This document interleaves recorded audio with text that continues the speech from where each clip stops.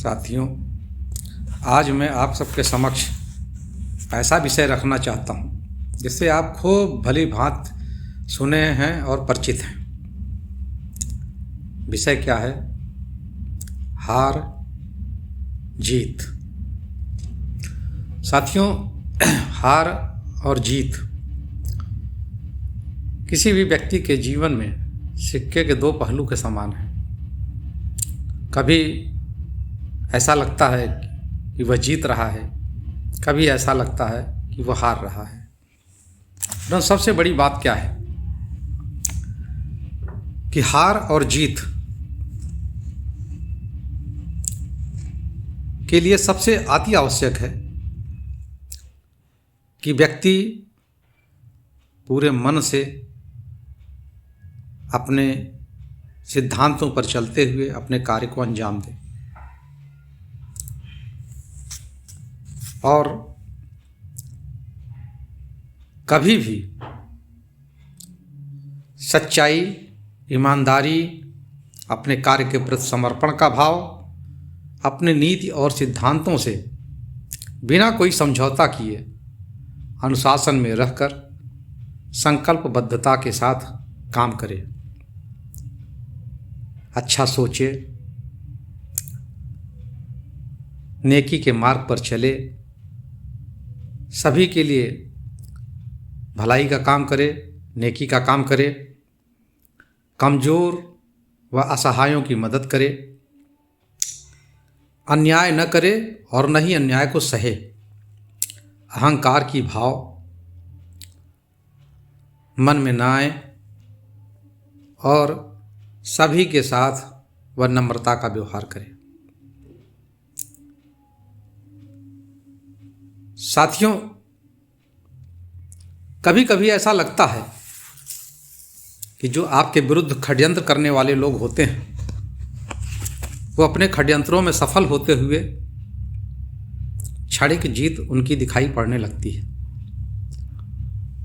उस स्थिति में कभी कभी आपके मन के अंदर निराशा के भाव आते हैं, लेकिन उन निराशा के भावों को अपने ऊपर कभी हावी न होने दें। निश्चित रूप से आपको सफलता मिलेगी, आपकी कभी हार नहीं होगी। आपने न्यायालयों में देखा है कि जो माननीय न्यायाधीश महोदय जिस कुर्सी पर बैठते हैं उनकी कुर्सी के ठीक पीछे ऊपर के हिस्से पर जो तस्वीर लगी होती है, उस तस्वीर में आँखों पर पट्टी बंधे हुए एक तराजू उसके हाथ में होता है। वह किस बात का प्रतीक है?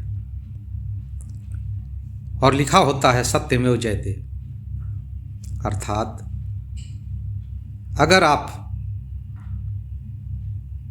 किसी भी क्षेत्र में हैं तो किसी के साथ अन्याय न होने पावे। आपको समदर्शी भाव से उस आँख में पट्टी बांधे हुए तराजू प्रतीक रूप को ध्यान में रखते हुए अगर आप काम करेंगे तो निश्चित रूप से जीत होगी। सत्यमेव जयते सिर्फ एक नारा नहीं, एक शब्द नहीं, एक प्रतीक नहीं, बल्कि उन बुजुर्गों के, उन महाजनों के जिन्होंने हमें नेकी, ईमानदारी, सच्चाई के रास्ते पर चलना सिखाया, जो संस्कार दिए, ये उसका प्रतीक है और उनके मन की, उनके आत्मा की आवाज़ है सत्यमेव जयते। इसमें कोई संदेह नहीं कि सत्य की हमेशा जय होती है। कबीरदास जी ने भी लिखा है, साँच बराबर तप नहीं, झूठ बराबर पाप, जाके हृदय साँच है, ताके हृदय आप। अर्थात जो व्यक्ति सत्य के मार्ग पर चलता है, जिसके हृदय में सत्य का निवास है, उसके हृदय में स्वयं भगवान निवास करते हैं। साथियों, आपने देखा होगा जब आप विद्याध्ययनरत रहते हैं, उन दिनों में विद्या अध्ययन कराने के लिए गुरु का स्थान सबसे ऊंचा माना गया है। लिखा गया है कि गुरु गोविंद दोऊ खड़े, काके लागू पाए, बलिहारी गुरु आपनो गोविंद दियो बताए। अर्थात सच्चाई के रास्ते पर चलते हुए जिसका निवास आपके हृदय में है,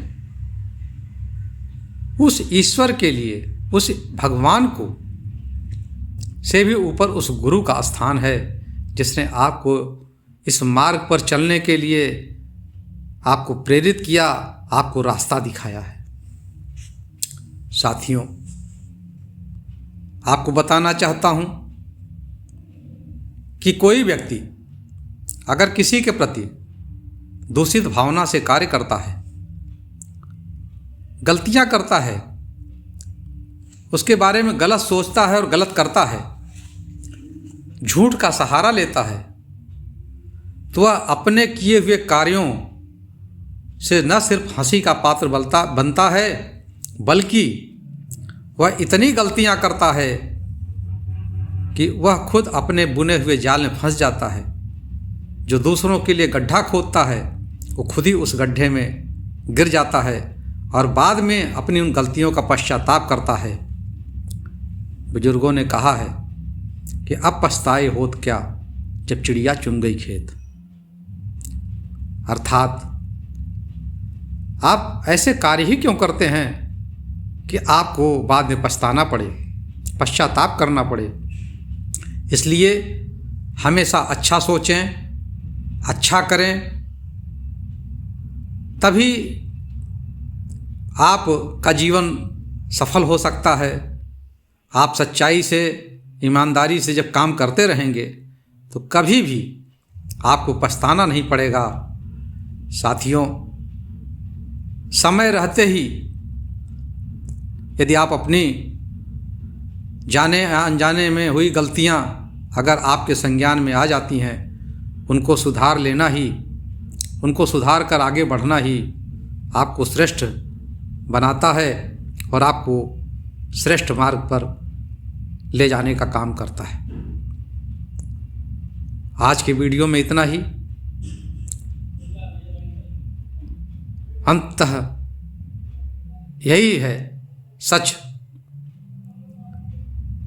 कि मन से अगर आप सच्चाई के रास्ते पर चलते हुए अपने सिद्धांतों को अपनाते हुए आगे बढ़ते हैं तो निश्चित रूप से जीत मिलती है।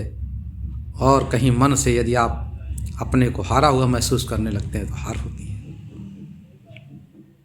इस वीडियो को यहीं रोकते हैं, अपनी बात को यहीं समाप्त करते हैं।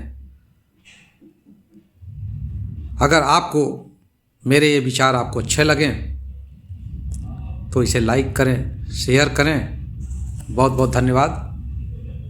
नमस्कार।